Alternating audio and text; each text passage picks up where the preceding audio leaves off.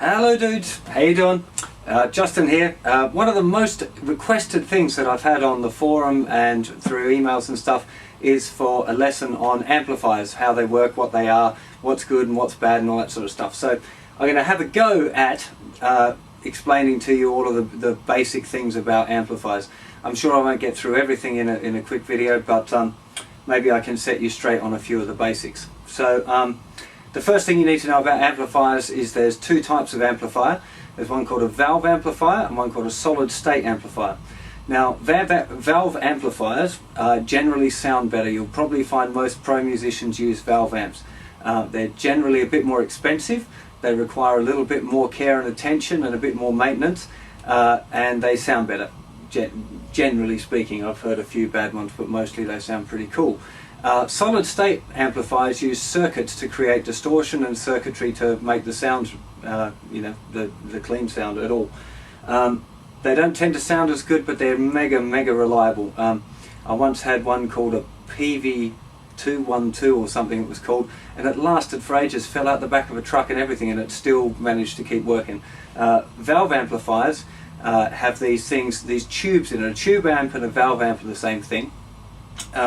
So a tube is a little vacuum tube which you generally find in the back of an amplifier, and they get really hot, and that's one of the reasons why they become slightly less reliable and you have to care for them a bit more, is that when they're hot, if you bump them or knock them around in your car, the valves can break. You generally need to replace them every 5 or so years, but sometimes you get good old amplifiers that have had the same valves in them forever and they still sound wicked. So that's the first thing you need to know about. The second thing is the myth of the wattage. Now, just because an amplifier is rated at 25 or 50 watts doesn't necessarily mean it's going to be very quiet. I know when I was a kid I really wanted like a 100 watt Marshall head, that was a big deal, when actually a 50 watt or probably even a 10 watt would have been fine. For most big gigs you don't really need a big amplifier because you've got a microphone on that amplifier anyway. So I won't say who it was, but a big band that I supported once had a whole wall of Marshalls behind them, and at sound check when I wandered down the back of the stage, they were all actually completely empty boxes. They just had the front grille on it and stuff, and the guy's amplifier was actually a tiny little Gibson amplifier which was about this big, a little really old Gibson 5 watt amplifier, and his sound was awesome, really totally awesome. So don't think you have to get a lot of wattage involved in order to have a loud amp. You'll probably find like the little amp that I'm going to show you today is a little Mesa Express 525, and 25 watts would be more than loud enough for, definitely for practicing, probably even for like a small club gig. You probably wouldn't need too much of that, although you might want an additional speaker cabinet if you're not having a microphone on your amplifier. So that's the first thing. Second thing, distortion. It's the one thing that most people look for in an amplifier. Most amps these days come with a built-in distortion. If you haven't got distortion, then you need to get a distortion pedal, which I'm going to cover in a separate video, talk about pedals a bit. I'm going to assume that you've got what's called a 2-channel amplifier. So you've got a clean channel and a dirty channel. So like some sort of switch that switches between clean and dirty. Some amplifiers like this one have separate tone controls, like treble, middle and bass for the clean sound and the dirty sound. Sometimes you have to have the same tone controls for both channels, but we'll talk a little bit more about the effect of the tone controls in just a sec. So this little amplifier that I'm using here is a, I said already, is a Mesa Boogie Express 525, which means you can actually switch it between 5 watts and 25 watts. The reason that you might want to switch it to 5 watts is because if you take a quiet amp and drive it really hard, they tend to sound better, especially distortion will sound a lot warmer if you're pushing your amp to the max rather than just running it on a really low volume level.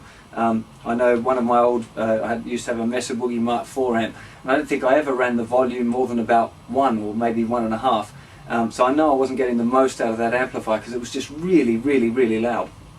So that's the advantage of this one, is that I can switch it between 25 watts and 5 watts. I've got it set on 5 watts because I'm in a small room and I don't want to deafen myself or blow up my camera by having it too loud.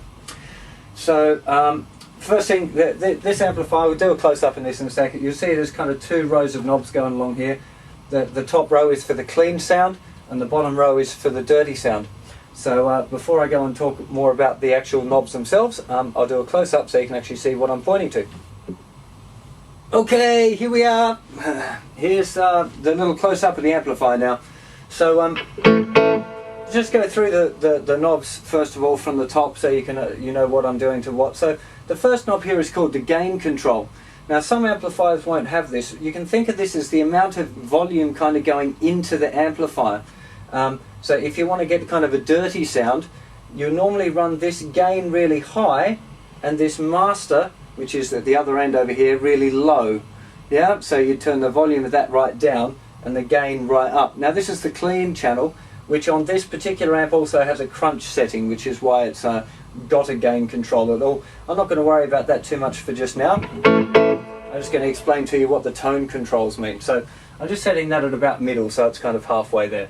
So the first thing that we've got is the treble sound. Now, if I turn that off, all the high sounds have disappeared, and if I turn it up flat out, it's really scratchy and sharp. So treble generally, and this is really generally because of course different guitars sound different, it's kind of set like 1-ish, 2-ish, something like that. That would be a kind of good starting point for your treble sound. Now, middle is a bit of a funny one. It doesn't tend to make a huge amount of difference. There's the mid on off. There's the mid on full that time. It's got a lot more pokey. It's kind of the middle. It's called the middle. So it's kind of the middle part of the sound. It's not the low. It's not the high. It's somewhere in between.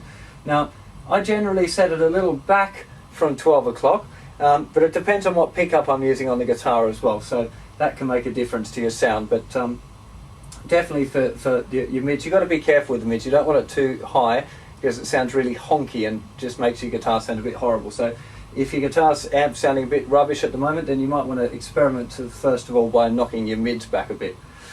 Bass, of course, is the low sounds.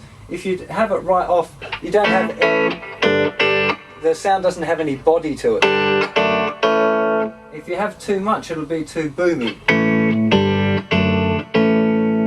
Don't know how much of these sounds are going to become apparent by the time it's gone through the YouTube video processing, but again, bass, normally I have heavier, a little bit more than the treble, so it's kind of like this is trebles at 1 o'clock, mids are at 11 o'clock, and bass is about 2, maybe getting on to 3 sometimes. So that's your basic tone controls there, treble, mid and bass. Some amplifiers also have a presence control, which is even higher than treble. It's the really high, airy, twittery kind of sound. And the best way with all of these knobs is to plug your guitar and play and experiment a bit. Just, you know,